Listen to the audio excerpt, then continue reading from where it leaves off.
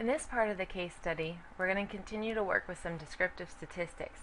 So we're going to do just a few more things with some of the descriptive statistics that we can find from this particular data set. So let's begin by looking at this quantitative variable, number of deaths. We'll look at a histogram and we'll look at some of the descriptive statistics such as the mean and the median and the quartiles. And then we'll focus on creating a scatter plot based on the number of deaths for a particular state versus the state's population. So let's begin by just looking at this particular column and summarizing it using a histogram. So to do that, remember, we'll go to Graphics, Histogram, and we want to summarize the number of deaths. And we're going to click Next because I'd like to change some of these options. Usually StatCrunch, remember, will create bins and bin widths on its own based on what it thinks is best. But what I want to do is start the bins at 0 and create a bin width of 10 so we can clearly see what this looks like. If we don't do this, it'll create very large bins and it'll be hard to see what the actual distribution looks like. So let's go ahead and click Create Graph, and we see that we have a very skewed looking distribution here, and you can see that between 0 and 10, since that's our bin width, we have the largest number of frequency of deaths, and then it gets smaller and smaller and smaller as we go out.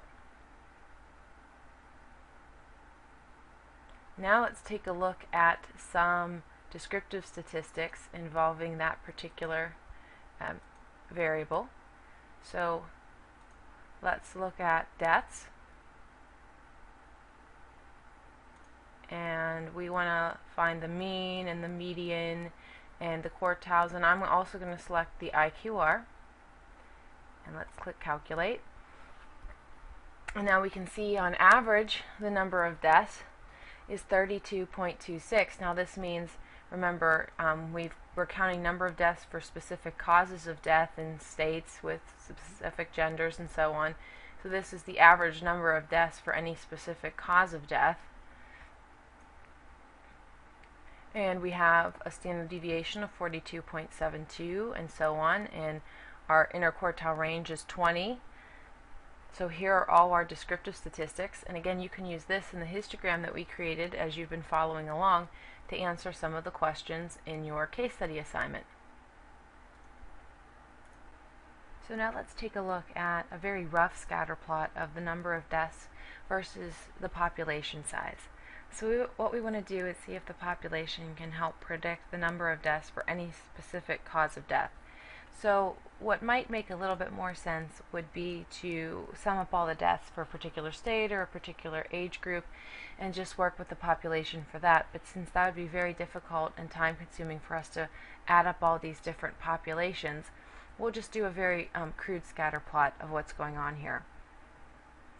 So we're going to go to Graphics, Scatter Plot, and we want to see if the population will help predict the number of deaths for all these different types of causes of death. So we're going to go ahead and select population as the X variable and deaths as the Y variable. And we can go ahead and click Create Graph. And you can see here a very saturated scatter plot, so we have a lot going on. And it doesn't look like there might be much of a trend, maybe a little bit of an upward trend here, but as you can see, everything is kind of stuck here at the bottom, or most things are kind of stuck here at the bottom. So we may not get a good linear correlation here, and we'll discuss correlation a little bit further along in the course, but I did want to take a look at one scatter plot just to show you an example of what this might look like. Now you can go ahead and begin to work on your case study questions, and if you have any questions about this or any other part of the course, please let me know.